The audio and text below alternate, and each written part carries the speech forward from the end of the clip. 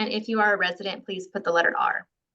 So for roll call, I am going to be going down my screen and calling your names off as they appear on the list. And we've got some other folks joining. Let me admit them.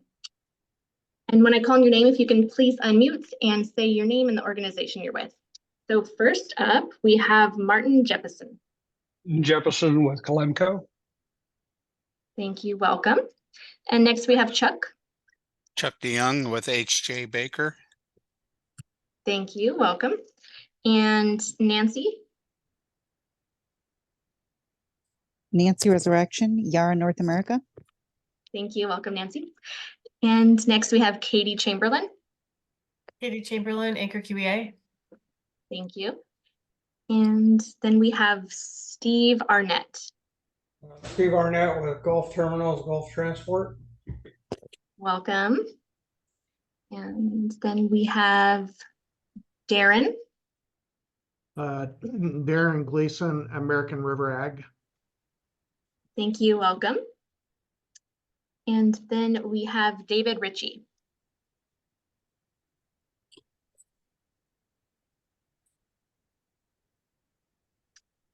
And David, can you unmute and say which organization you're here on behalf of? We can certainly, we'll come back to you, okay? And then we have Hector. Hello, Hector Olivares, Catholic Charities of Stockton. Welcome, thank you, Hector. And SB? Hello, good afternoon. Esperanza Vielma with Environmental Justice Coalition for Water and Cafe Coop. Thank you. And then Greg Artlett. Greg Artlett, Best Logistics. Thank you. And then we have, it's Fireflies note taker, Bill. Is that me? Hi, whoops. Yeah, that might be you. Okay. No, I don't think so. I don't know who Fireflies is. Unless Commissioner Trezza called in twice, but we can come back to that as well. Okay. And then we have HB67.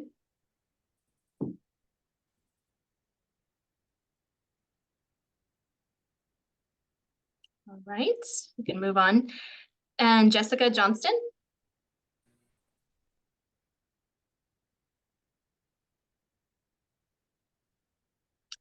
Jessica, if you'd like to, we've got Jessica here presenting with Valley Air.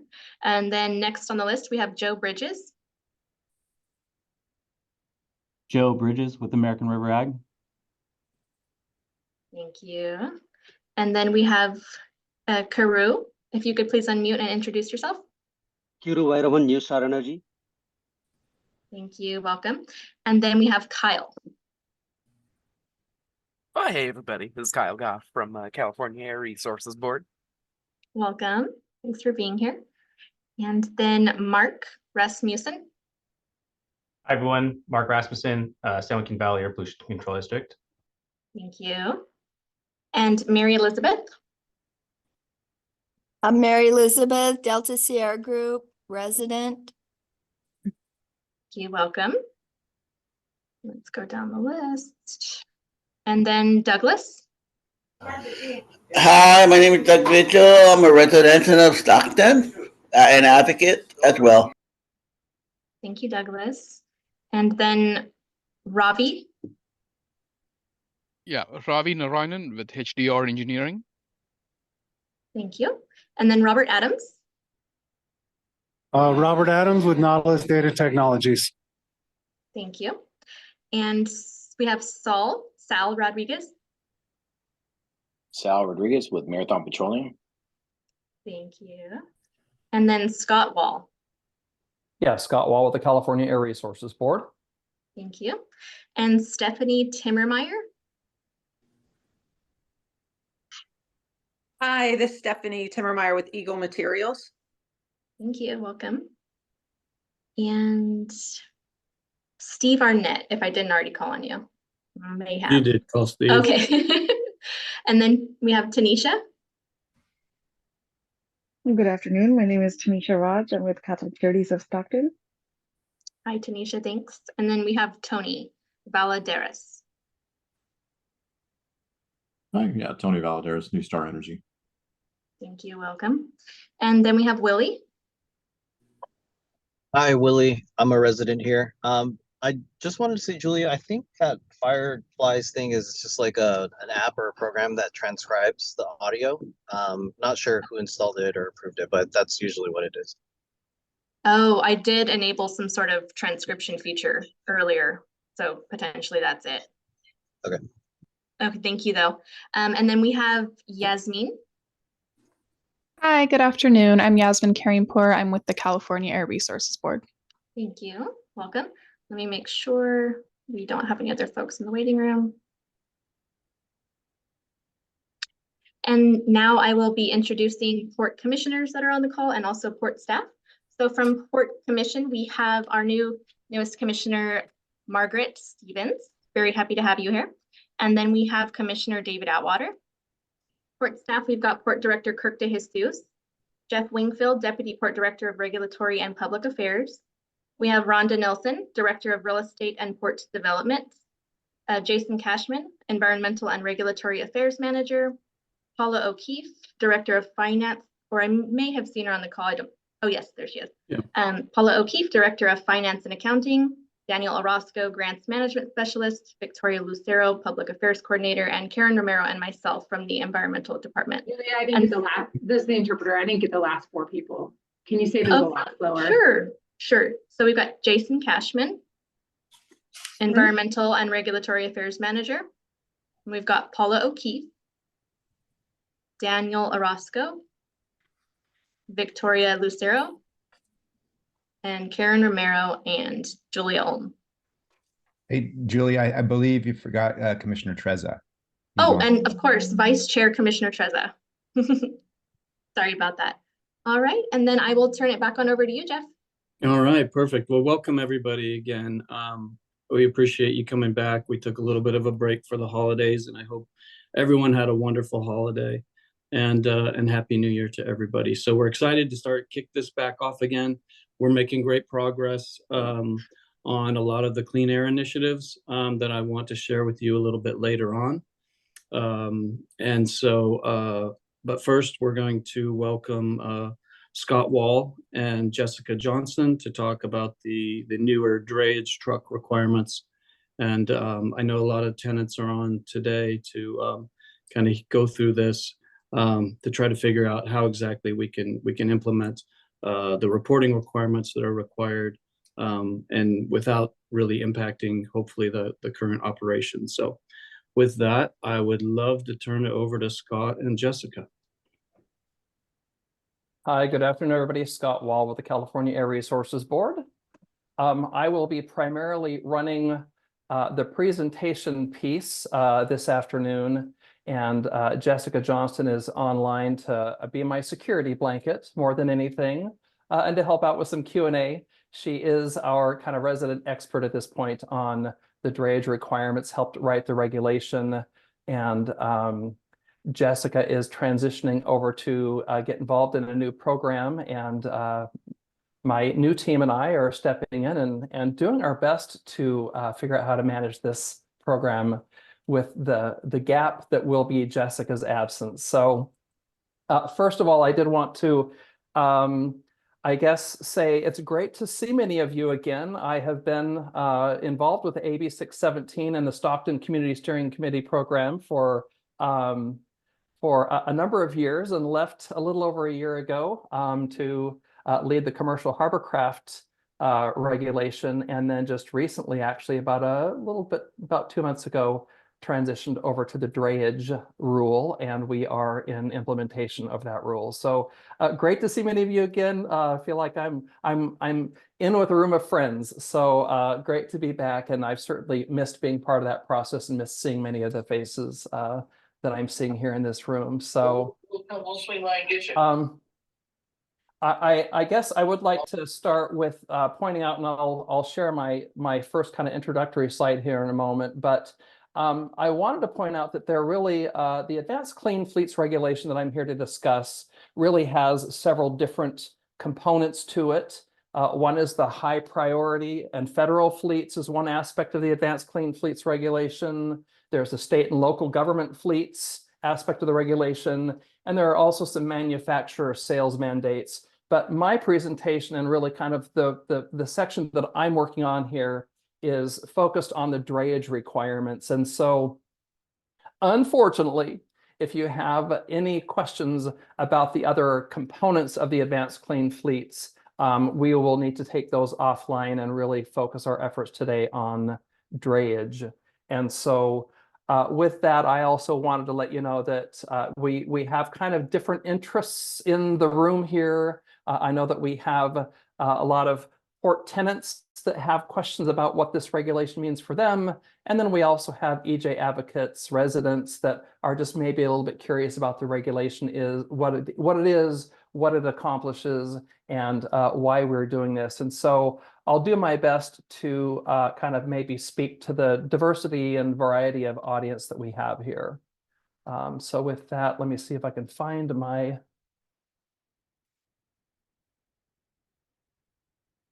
and hopefully you are able to see the presentation at this point. Can I get a yes, please?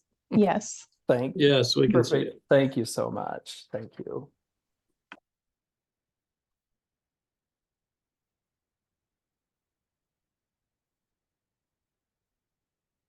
Okay, so I guess maybe to start with the why are we here? What are we talking about? I think really kind of just to set the stage a little bit as to why the Advanced Clean Fleets regulation is important. Not going to dig into the pie charts and the different types of trucks here and all that stuff. I'll try and keep things pretty high level. But really, reducing air pollution is critical to protect the health of Californians. And much of the air pollution and greenhouse gas emissions in California come from the transportation sector, with medium and heavy duty trucks being among the highest emitters. So trucks can come in many different configurations and sizes, and there are nearly 2 million trucks operating in California. But by the kind of, as this slide shows here, 7 to 8, the class 7 to 8 tractors, which that's just basically, when we say class 7 to 8, that just basically means kind of a gross vehicle weight rating.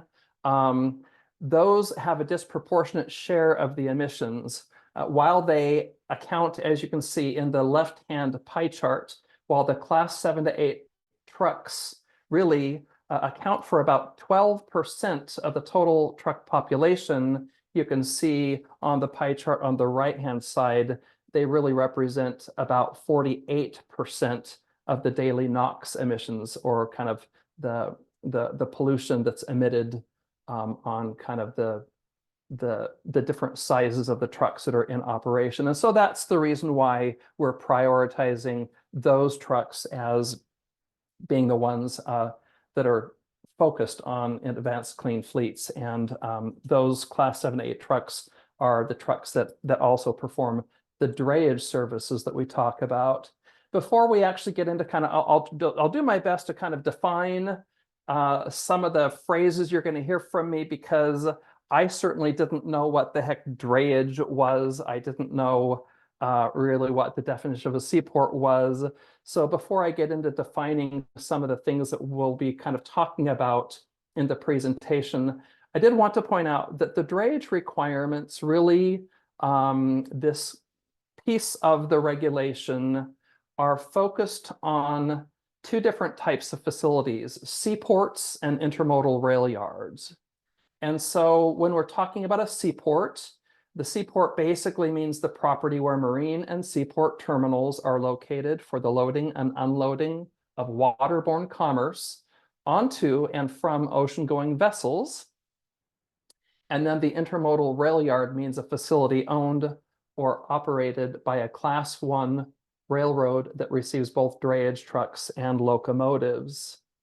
And so when we're talking about this drayage and kind of the restrictions and the ability to operate drayage, it really is those trucks that are operating at these 2 specific types of facilities. It doesn't necessarily mean trucks that are running up and down the state of California or interstate commerce. It's really only those that operate in these types of facilities.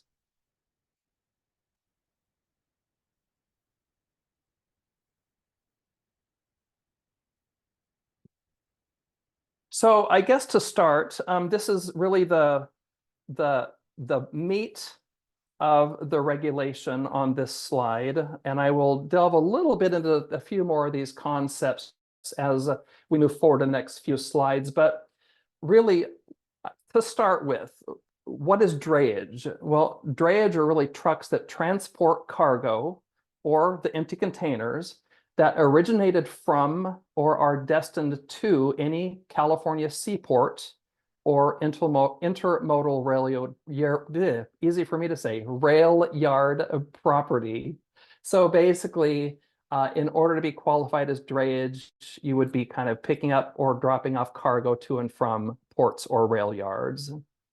And on this slide, there's reference to what we call a legacy truck. Well, really all a legacy truck means to us in the California Air Resources Board is a combustion-powered truck, typically diesel or natural gas, with a 2010 or newer engine model year that was reported to the Air Resources Board by December 31st. So these are trucks that were already in operation, that were compliant with our other regulations, that we are allowing to continue kind of like operating in this capacity as they kind of live out their useful life. And so what we're talking about when we say legacy trucks are trucks that are kind of already in our system, that are compliant, that we're allowing to continue operate while we are going through this transition of implementation of zero emission technologies.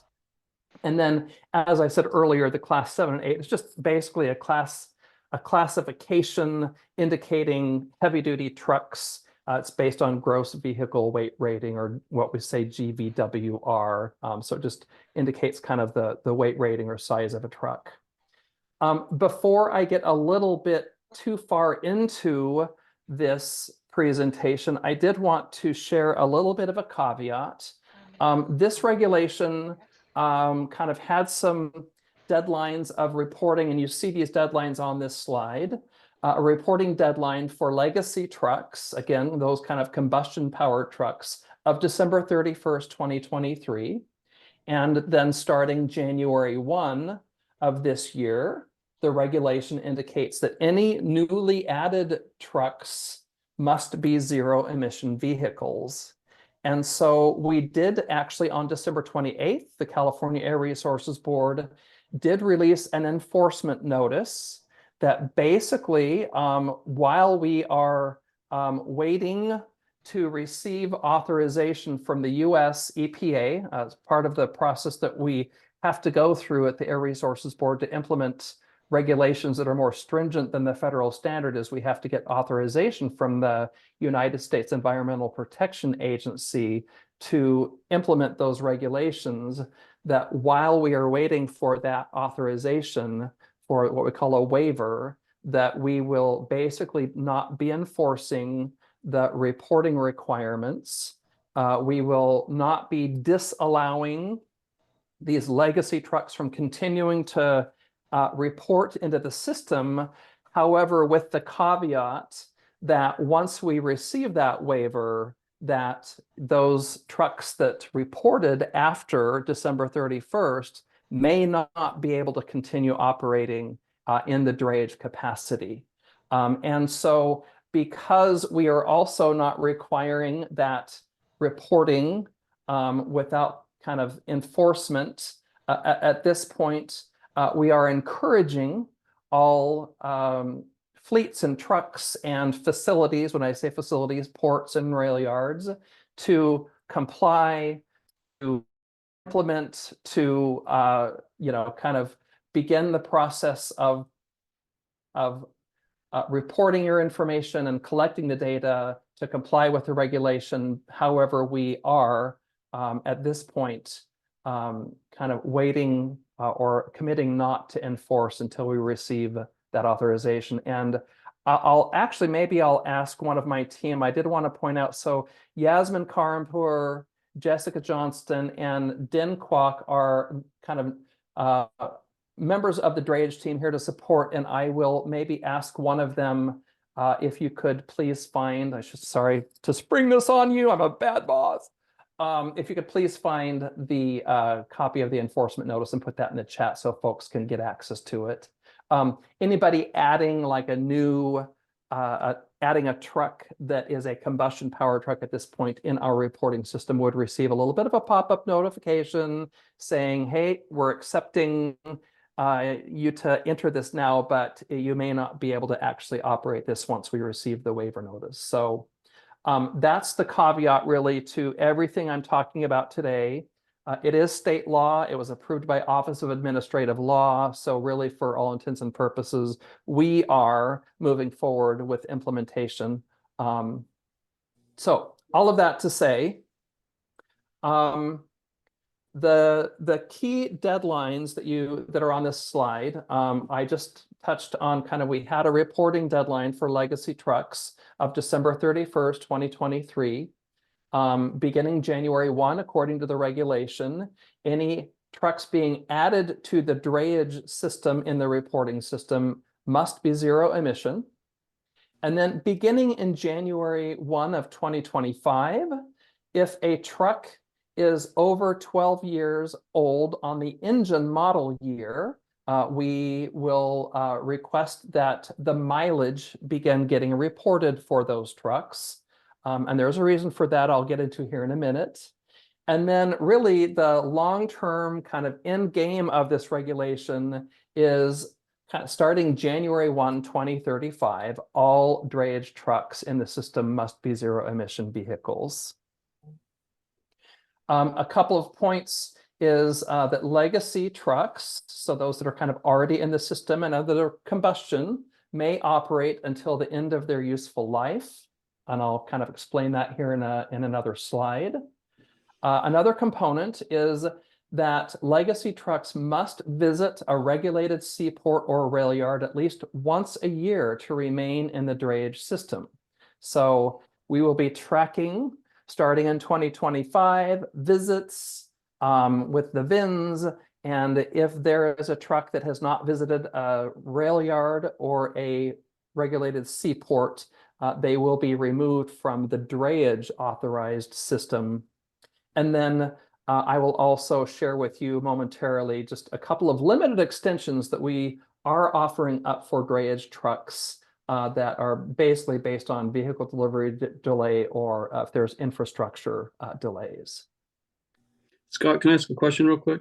Absolutely not. No, of course. Does CARB have an idea of what percentage of these trucks are registered within the database at this point? When you say percentage, I'll share with you what I know, and if Jessica thinks that I hosed the answer to this one, I'll ask her to unmute and help me out. Okay. But what I can tell you is through the rulemaking process and kind of what we know about these trucks is that there's a need really for around 40,000 trucks to fill the need to perform these services statewide. What we've observed is, I want to say that there's about 217,000 unique VINs at this point reported in the system. And we think, I'm not going to say we think, what we understand is going on is that fleets are actually reporting trucks for drayage so that they have kind of everything, all bases covered if they decide they want to use those trucks in drayage. And so right now, 217,000 trucks reported in the system. We are aware that the need kind of statewide is, around 40,000 trucks daily. And so I don't know that I would be able to kind of give you any more percentages beyond really that observation. Okay, no, that's helpful. Yeah. We've been sending out notifications to our tenants to register your trucks, and so we'll continue to do that. But it's probably better to be safe than sorry. You want to register your truck within the system, even if there's a small possibility you could go to a port within the next year, right? Yeah, I would say at this point, with the regulatory deadline of December 31st, if they do register in the system at this point and it's past the December 31st deadline, they would just need to understand that, and they'll see this when they actually go to register the truck, just need to understand that it very well may be that once we get that waiver, that that truck will be removed from the ability to continue visiting the ports and rail yards. So, Got it. yeah. Okay. Okay, moving on here.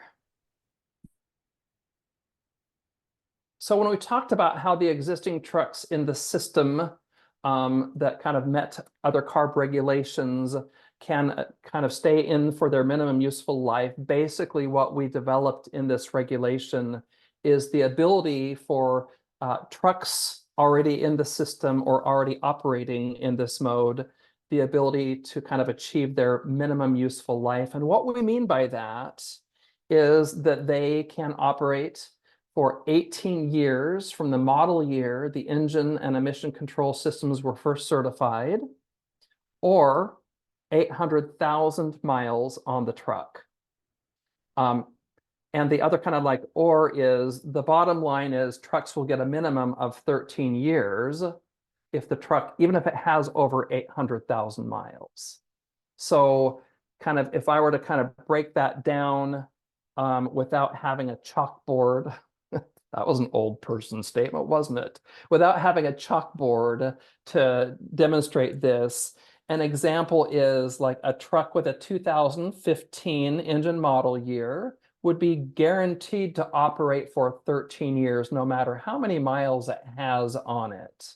So even if it has 900,000 miles, it's guaranteed those 13 years of kind of that useful life.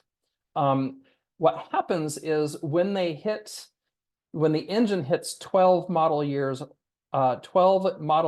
old, we basically start collecting mileage. And then that's when we start tracking for that 800,000 miles.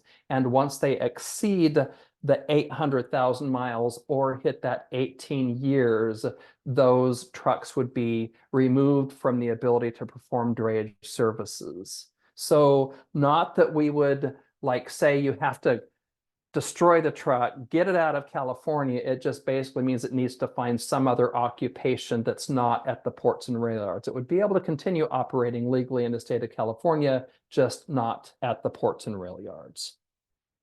So that's pretty much kind of what we mean by minimum useful life, is that basically guaranteed 13 years.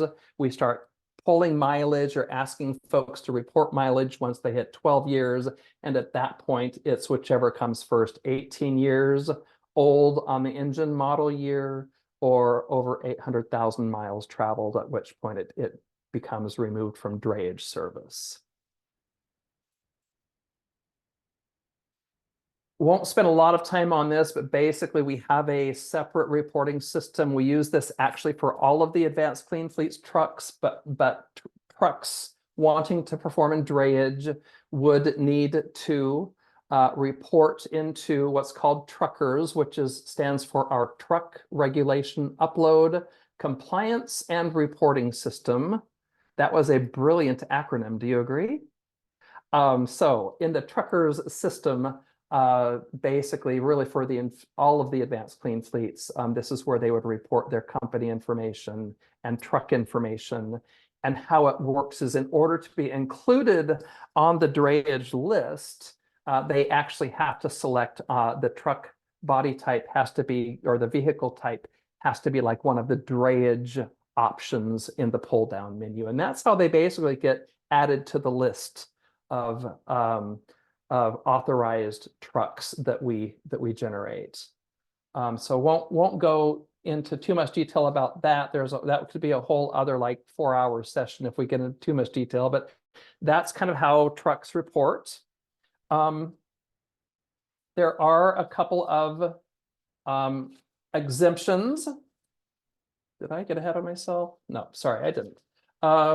Just real briefly, several exemptions for dedicated use vehicles. Those are listed on this slide. Basically, auto transport vehicles, fuel delivery vehicles, concrete mixers, on-road mobile cranes, and vehicles that need power takeoff units to operate. So these are actually just listed dedicated use exempt vehicles in the regulation. You don't have to get any kind of special permission. We don't issue formal exemptions. These are exempt inherently in the regulation. There's also, I mentioned earlier, there's a couple of limited extensions for drayage trucks. One is the vehicle delivery delay. Basically, if a new zero emission vehicle is delayed for reasons beyond the truck owner's control, and they've ordered that truck at least 1 year in advance of the deadline, they can provide us a purchase agreement showing that they had ordered that, and then they would be able to claim an exemption during the reporting period and provide proof of the purchase. The other extension that we've built into the regulation is the infrastructure construction delay. And this is kind of what it says. If there's a zero emission fueling and charging construction delay, then a fleet owner could request an extension for that. This actually would come to us via a formal request. We're still building out what that process will look like, and that request would need to come to our executive officer for review and possible approval.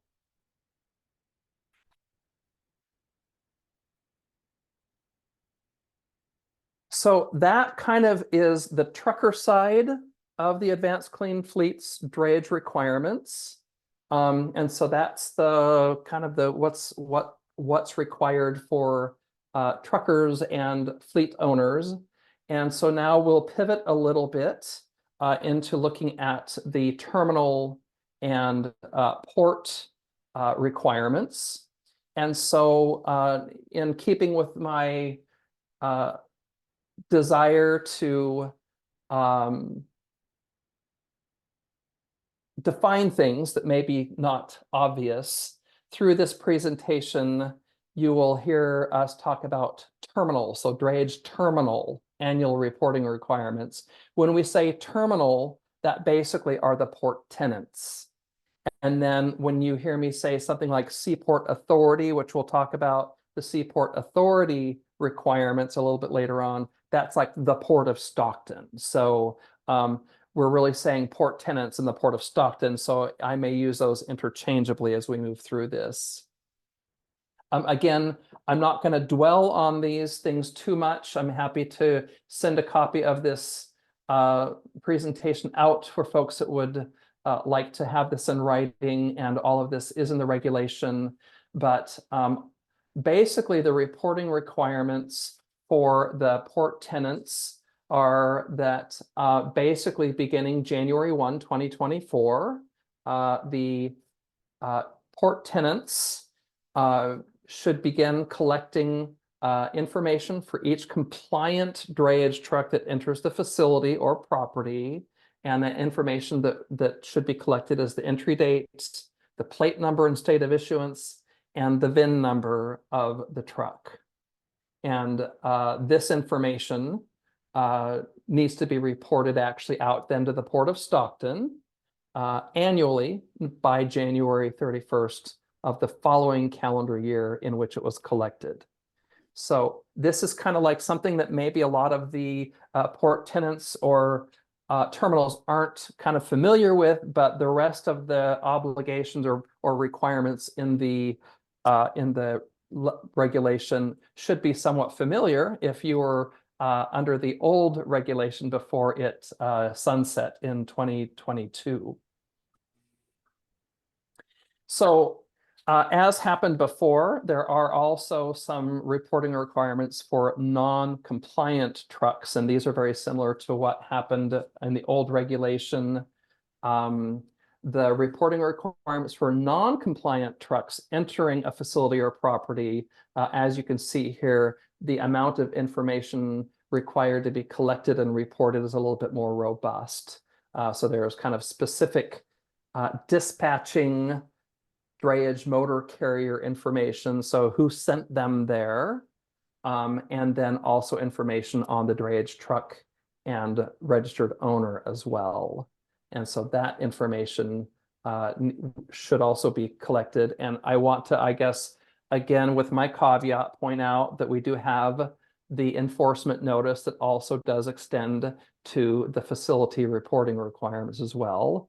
I see this as maybe a great opportunity to, if you don't have systems in place, to begin looking at what systems will help you kind of collect this data, automate it, and get it to the Air Resources Board so that when that waiver is received, that you're really kind of fully tested, ready to go and send the information. Scott, can we take yes. a real quick break just to, there's some chat going on. Of And course. And I think if we can clarify a little bit, Sal has asked about, so just for the room here, this regulation only applies to waterborne commerce, right? Stuff that's going to go into a ship or come off of a ship. Is that correct? Or locomotive, rail yard. So yes. Okay. We don't have a class 1 rail yard here at the port.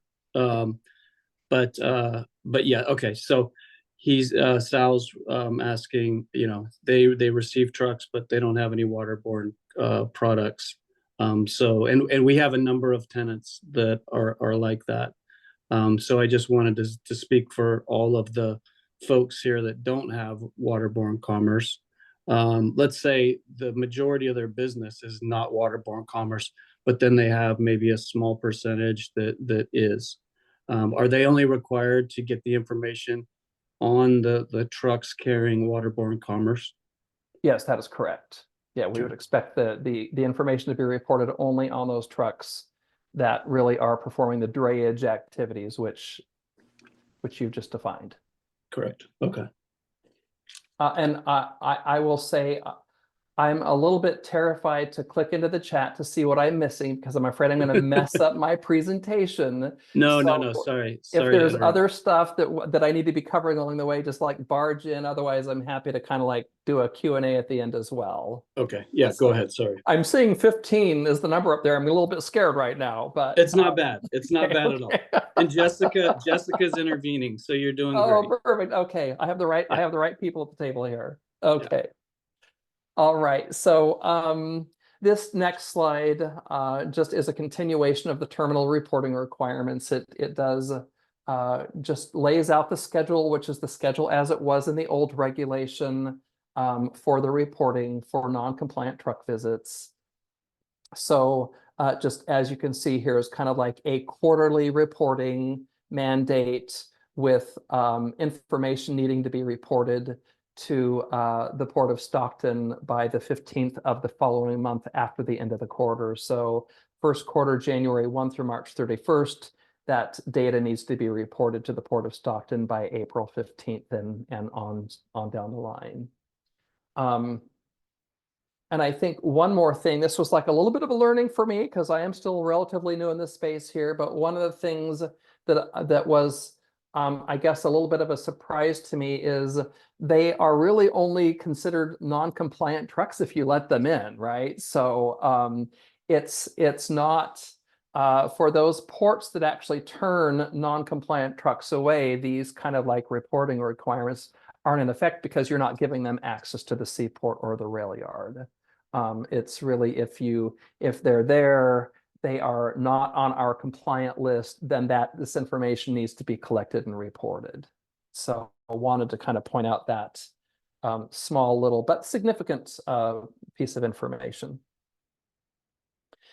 And then this just lays out the kind of Port of Stockton reporting requirements back to CARB for those non-compliant truck visits. So they would receive the information by April 15th. From their port tenants, and then they would have basically a month to get that data back out to us once they receive the data from their tenants.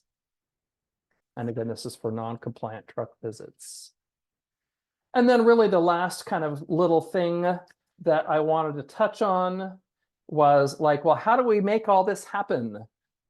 There used to be this sticker system that CARB managed. It became insanely expensive, complicated, cumbersome, and was back when technology wasn't possible. So when folks register those trucks in the system, that trucker system that we talked about a little bit earlier, what we do is we generate, based upon them reporting those trucks as doing drayage services, is that we at the Air Resources Board generate every night a fresh list of those trucks that meet the requirements of drayage in our system.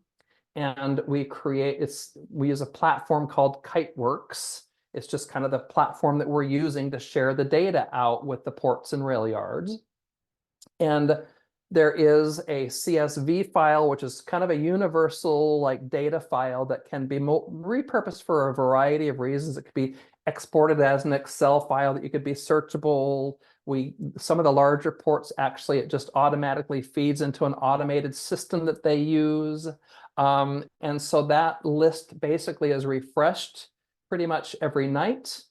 And then every hour, for any changes to that database that happen, we release every hour basically what we call a Delta file, or kind of like any changes to that list, so that if there is somebody at a port that wasn't on the list before, there was some error in the reporting database, that that file is available for download pretty much every hour and could be refreshed, so that we're not just dealing in 24-hour increments, we're dealing in hourly increments. And then that night, we'd start with a brand new fresh list that could then be downloaded and then repurposed for the following day. Those lists that we are releasing right now really just only include basic information like the VIN, the license plate, and the state of issuance. That's all that's on that list that is getting released at this point. So so that is kind of the methodology or the process that we are using to share the data of the folks that are compliant with the ports and rail yards.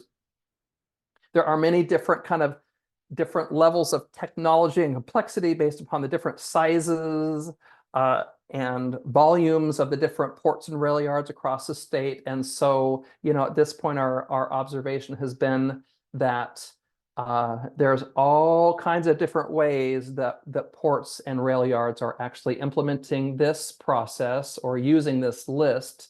And so it just, we're not in the business of telling them how to run things. And so it's just, we are here as an advisor to maybe connect ports and rail yards with other kind of similarly situated facilities to try and help them figure out what process works best for them.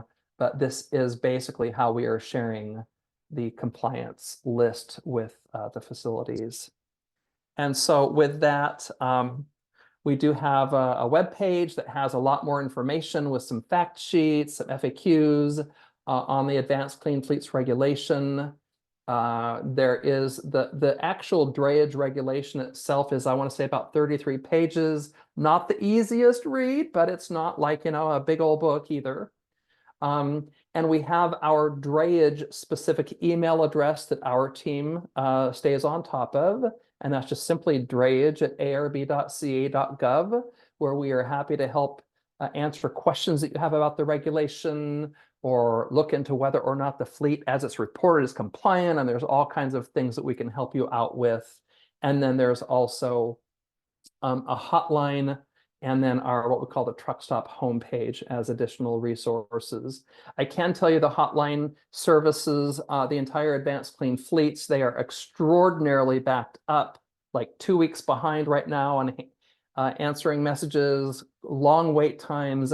So if you have drayage specific questions, I would really strongly encourage you to use the drayage email and email them over, because then we'll be able to Okay. respond in a timely manner.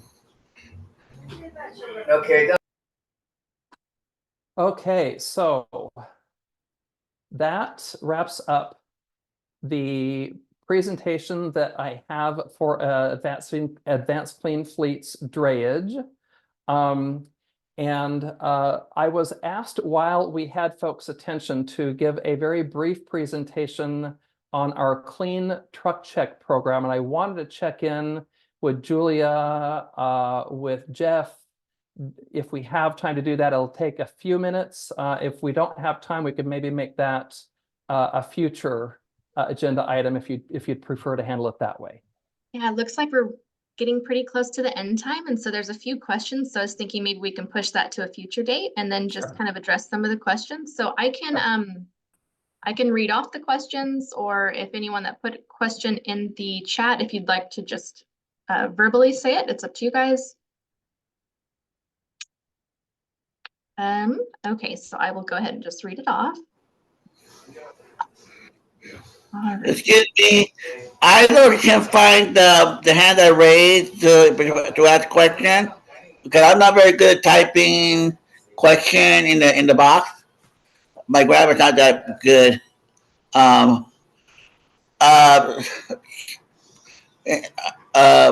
Who's in charge? Oh, you can go ahead and just ask the question, Douglas. That's fine. Oh, I didn't want to be rude. I didn't want to make sure that I was going to be said. Oh, okay. No worries. Okay. Was the person that before me, was it Scott that was talking all the time? Yes, Douglas, this is Scott. Nice to see you again. Yes. Well, nice to see you too. I was wondering, it was the presentation. Were you specifically talking about truck in general, or are you talking about diesel? Are you talking about electrical? What are your what was the understanding of the data of information from each person that used the vehicle to work, or what? I think it kind of confused me because it was a lot of words I've been thrown at. And I didn't quite understand when you were saying at the same time, the person on the chat was asking questions about giving direction to go somewhere else, you know? So I just don't know what you were referring to as in and out. I don't know. It's like when you say in and out, it reminds me of an In-N-Out burger when it comes to truck. But anyway, just my understanding what it is that. I'm sorry. No worries. What you should be sorry about is you're making me hungry now, Douglas, and I don't. Sorry about that. No, so the presentation was really focused on a specific type of heavy-duty trucks that currently are primarily like diesel or kind of internal combustion diesel or like natural gas trucks that emit a pretty high level of pollutants. And so these trucks that I was presenting on today actually primarily serve ports and rail yards, and they are the ones that like pick up containers of cargo that typically comes in from overseas on ocean-going vessels or from locomotives. And they take those containers of that cargo or bulk goods, and they typically take them offsite from the port, and then they will either bring a full container back to the port, or they will bring an empty container back to the port. And so the Air Resources Board has a new regulation that is transitioning those types of trucks that do this service from combustion engine like diesel or natural gas to zero emission. And it's happening over the course of the next, we'll say, kind of 12 to 15 years. So once these trucks have an extra like large amount of mileage on them, and 800,000 miles is the amount, or are 18 years old, and typically at that point they kind of start polluting more and they're kind of less maintained, that those trucks can no longer operate at the ports or rail yards. And I think, you know, I approach my work with an assumption that everybody is aware that the neighborhoods near the ports and rail yards are kind of among the most polluted and share really a disproportionate burden of pollution compared to other neighborhoods in California. And so really the focus of this is to get these polluting trucks away from these neighborhoods that have historically and currently suffer unfair burdens of pollution from that traffic. Oh, okay, Scott. That's something that's good to know that because I was more concerned because I remember one of the couple of organizations accused the Port of Stockton of pollution. Remember that day? Remember that it was a while ago, and they were throwing accusations that the Port of Stockton was polluting our Stockton environment. I But remember Douglas. and I remember, but at the same time, it's not. I cannot give them the responsibility that they were the culprit. But I just think that, like you say, Scott, that we need to start implementing regulation to enforce whatever rules and laws or that the port needs to work with their tenant as well as the people that do a lot of locomotive combustion of tractor, like you just said, and be transparent about that. You know what I mean? And really, hopefully, that those type of diesel truck, when it comes to 800 mile per whatever mileage, it'll be eliminated out of it. Go to the scrap metal and then combustion and whatever, break the metal, whatever, instead of repairing it. You know what I mean? So, so that's the thing that I'm more concerned about. That can we resolve with that or what? I'm not sure. I'm not sure beyond what I've shared today that I would have an answer for you, Douglas.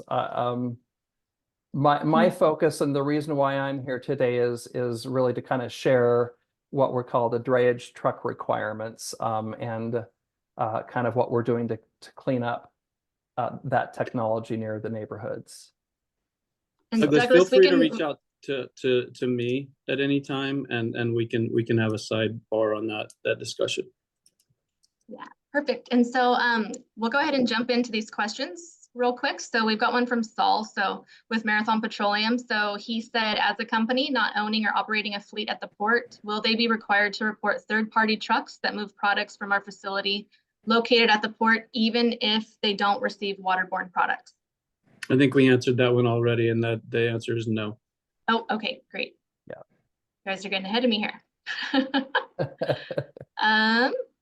My screen here.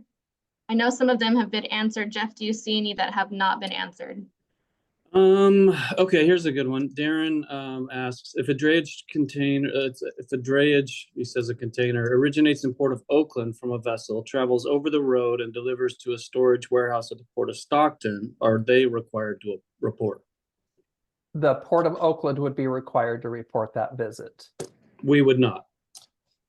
Correct. If they're not coming on site at the Port of Stockton to pick up or drop off a container, then there would be no reporting required from Stockton. So that would be picking up a container from Port of Oakland. That would become an Oakland kind of seaport reporting obligation. So once it arrives here at the Port of Stockton, it's no longer a drayage. I'm sorry, I thought it was the question is they're dropping off at the Port of Stockton?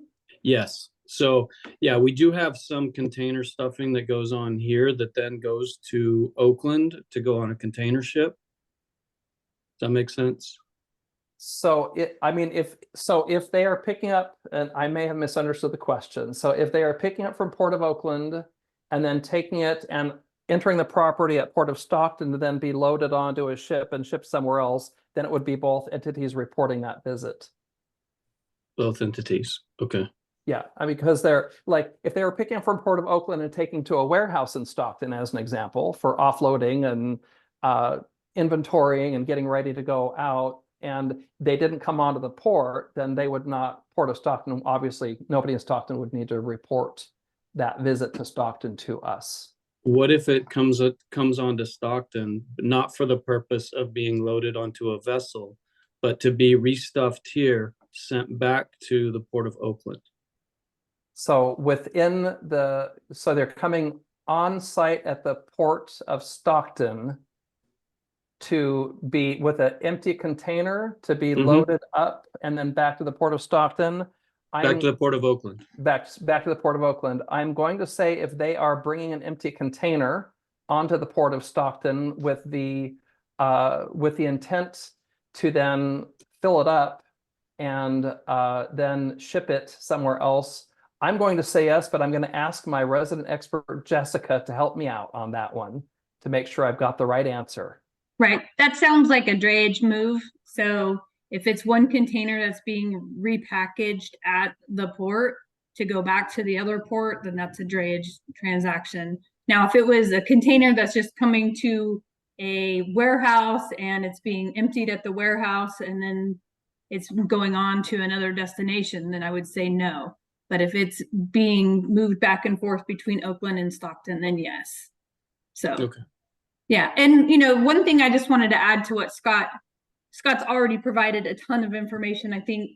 But if, the one thing is similar is the transactions that, were under the previous rule, we have not changed the rule significantly. So if a lot of those facilities, and I know at Stockton, we had exempted out some different port property because there was, some non-drayage activity that it's similar in structure, it's similar in reporting. So if those trucks were under the rule previously, they're likely under the rule this time. So Okay. We haven't changed a lot of kind of the transaction part of the rule. So Okay. Yeah. Mary Elizabeth asked, what is the range going to be for fines for noncompliance? And unfortunately, I'm not in enforcement. I know that the enforcement division looks at a variety of factors when they are assessing non-compliance and what the fees would be. So unfortunately, Mary Elizabeth, I don't know the answer to that. And I'm not sure that, I think it would probably be a pretty wide-ranging kind of scale based upon, severity, and all the different factors that went into what the violation was. And so I don't know that even anybody from our enforcement division would be able to readily or easily answer that for you. I apologize. Next question, does the tenant need to report anything if they have no drayage visits to their facility? If there are no drayage visits coming to their facility, then there is no reporting required. Okay, yeah, Jessica responded to that one. Okay. Mary Elizabeth asked, what percentage of the trucks that frequent the port are classified as drayage trucks? And I don't think we know that right off the top of our head, but that is something we could probably estimate that for you, Mary. Let us follow back up with you on that. Jason, would you remind me that I think we can come up with something. Yes. Fairly close. Steve Arnett. Okay. Steve, do you feel like that was, Jessica responded to your question? Two options for there you go. No, actually, I've asked this question and I've called the Air Resources Board. I don't know why nobody can just give me a yes or no answer. Are containers a drayage truck coming into the port? They always tell me to go to A318, and I don't know no more after I read it than before I ask the question. Well, let me I'll take a shot at this one, Scott. So there's essentially two levels of reporting. So some of the automated facilities, they will be sending all of the data, all the transactions that come through their facility. Now, with some of the non-automated, you're really just required to report that they visited one time that year and provide us that, because really the visit requirement is for us to verify that they're a drayage truck and so they can continue to stay in the system. So if it's a truck that's visiting once, if the port had its own sticker program, for example, then they would just be reporting one time that visit in a list of VINs that came through the year. Does that answer your question, Steve? Is a tanker truck coming into the port a drayage truck? So if it's a tanker truck, it depends on, if it's using a PTO, then it's exempt. If it's a fuel delivery, it's exempt. So there's other trucks that are exempt because they're not like what we'd consider. Okay. It's a tanker sulfur truck that the product goes back onto a ship once it's unloaded here. Then it is, because it's a bulk good. Yes. Okay. Well, that answers my question, because I thought we had two list those trucks every day they came in, but it's just once a year. Yeah, so you're providing a list of all the trucks that came in for the entire year. So there may be like, because different facilities, we have to be sensitive that different facilities have different levels of automation. Some have it just coming through, electronically, and some don't. So we know that some of them that may have a sticker program, they're just reporting that they had that truck visit at least one time in the year. Okay. Yeah. That answers my question. Thank you. Yeah. All right. So Commissioner Atwater asked, does the port have to track all of these drayage activities, admissions, permissions, refusals, etc.? And I think some of it was, so the terminals or our tenants do the majority of the reporting on a quarterly basis to the port. The port then, I think, annually reports to CARB. The only modification to that would be on the port's own operations, such as the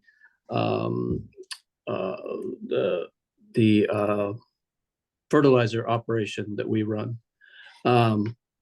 So in that instance, we would have to do the reporting or track things that come in, and then we would have to report to ourselves and then do that reporting on an annual basis. Is there any other clarification from either my team, Jason, or from CARB on that? No, that sounds correct, Jeff. And the port has an obligation to report non-compliant trucks quarterly as well, and then compliant trucks annually. So the port is performing an enforcement function? Just a reporting function. Correct.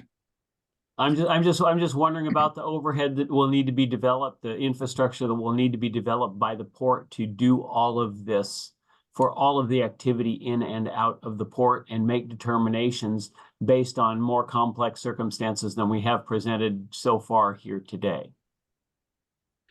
Yeah, that is one of the things we are working through right now, trying to figure out whether or not a sticker system is best. Right now we have a process. It's not ideal. So we're going to be working through that to try to figure out any other opportunities that we could implement to make it efficient. Because we're talking about gathering a lot of data. You're talking about vehicle year, vehicle VIN number, vehicle type, what it's doing, where it's going, what it's hauling, when it's hauling it. And you have to track all that. Are we gonna use, and you can't get a VIN number off of a camera picture if you track them by photos entering the port, where we have a non-manned gate, for instance. Yes, that's why the only way we really feel it can be done is if we track it at the whatever facility it's going to. There was some discussion we had about, could we do this at the gate? And I think we've come up with the conclusion that no, we don't have all trucks that are coming through our drayage trucks. So there'd be a lot of questions and a lot of information going back and forth at the gate by Port Police if we were to do it there. And so we're trying to figure out if there's a potential to, get the information before trucks come here. And we could issue them stickers that then could be verified upon, at the facilities. So we're working through a bunch of those different issues, but yeah, it's the whole reason why we wanted to have this discussion was, as we work through to try to figure out the most efficient way to track this data. Yeah, that's what we're doing. Yeah, we'd like our police departments to be enforcing safety and incursions and things that are critical to human health and safety and theft, etc. And I really don't, using the port police would be very ineffective in tracking CARB drayage activities. Exactly. Okay, Martin asked, if a vehicle enters a facility multiple times in a single day, does each visit have to be reported? And I think that was also mentioned somewhere else as well. Yeah, I believe Jessica answered that a couple of minutes ago. Oh, okay. Yeah. I must have missed that one. Okay. I don't see anything else. Do you see anything else, Julia? Can I just clarify a question from earlier? Oh, sure. So It was about the question I asked earlier about drayage containers picked up from Port of Oakland. But it's being delivered to Stockton and put into a warehouse, and then it's going back empty, the container back to Port of Oakland or the origin. Do I have to report that truck? My understanding from kind of what I heard from Jessica's earlier response is that that would be considered drayage activity if you're going on and off the port with a container that is destined for kind of commerce that is empty or full. If it's going on or off the port property. And Jessica, please correct me if I misunderstood your answer on that.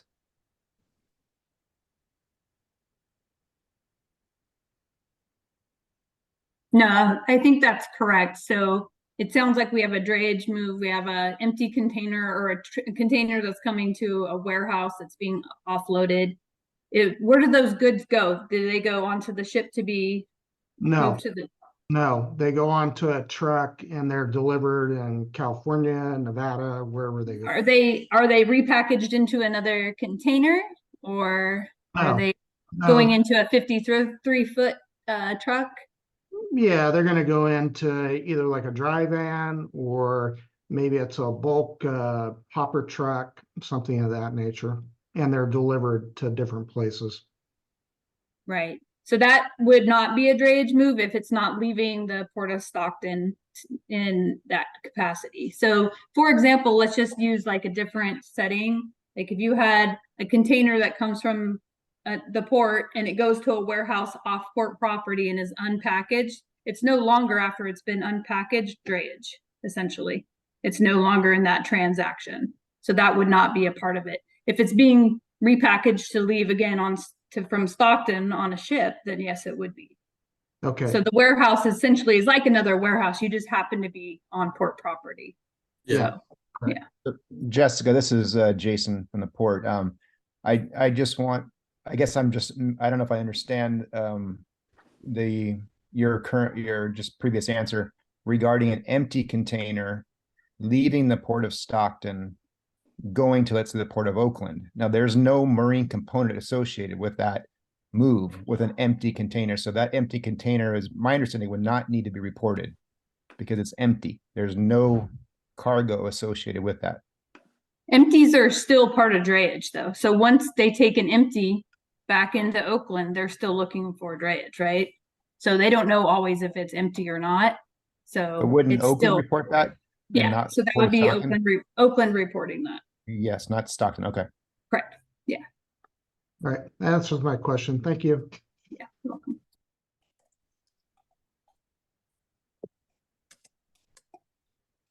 And I didn't see any other questions that weren't answered, but we will be downloading this chat and then going through it, and we can reach out individually.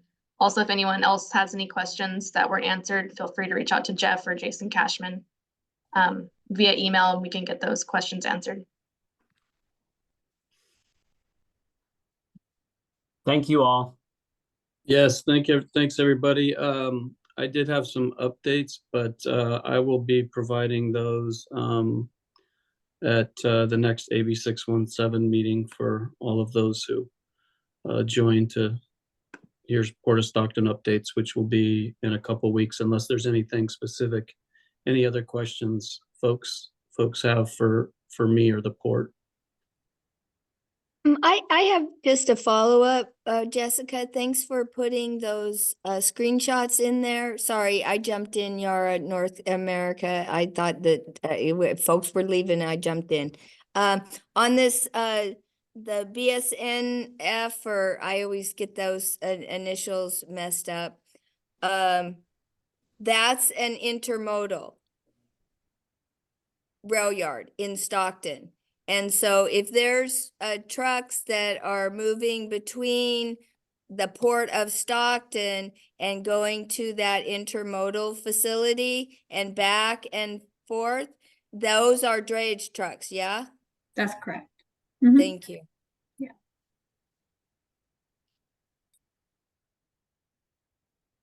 All right, Yara, North America. Yeah, I just want to make sure I'm understanding. the terminal's responsibility is to document the trucks that are coming in, not to per se police, be in the position to turn away, I guess, per se, or verify that the trucks are telling the truth. Is that safe to say? Yes, that is absolutely correct. Terminal's obligation is to collect the data and report it to the Port of Stockton. Copy that. And then you would, if you see a problem, then how would that be handled? Like say a driver said, yes, I'm compliant. So they don't give us as much information as they would if they were non-compliant. So let's say that would you then come to the Port of Stockton and then they would reach out to us to the terminal level, or how would that work? Well, typically what happens through the process is we do release the list of trucks that are in our database that are authorized for drayage. And so then the expectation would be that there is some type of checking on that list for compliance or not. If they are non-compliant, then the slide that I showed that had like a lot more data on it, there's a lot of more information that you'd want to collect and report to the port. If they're compliant, it's really just a matter of checking the fact that they visited the terminal. There's really no kind of specific kind of non-compliant data you'd need to report at that point. And so just to reiterate, I think one of the points I made a little bit earlier is there are some facilities that instead of actually collecting and reporting the non-compliant data, they do actually opt to turn those trucks away if they're not on the compliance list. So if you are allowing them onto your facility to perform drayage services and they are not on the compliant list that we release and share with folks, with facilities, then that's when you would need to collect all that detailed data and include that in the quarterly report to the Port of Stockton. Got it. Thank you very much. Of course.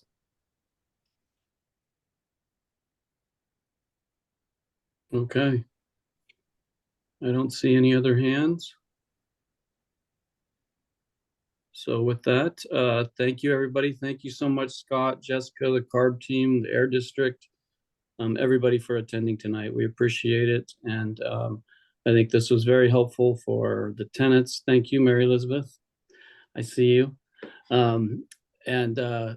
Yes, if, like I said, always, if there are folks that that would like to come to take a tour of the port, that is an open invitation. I will continue to say that at every AB 617 meeting, every port outreach meeting that we have. We welcome you to come out and see actually on the ground what we're doing, and share kind of the port with you.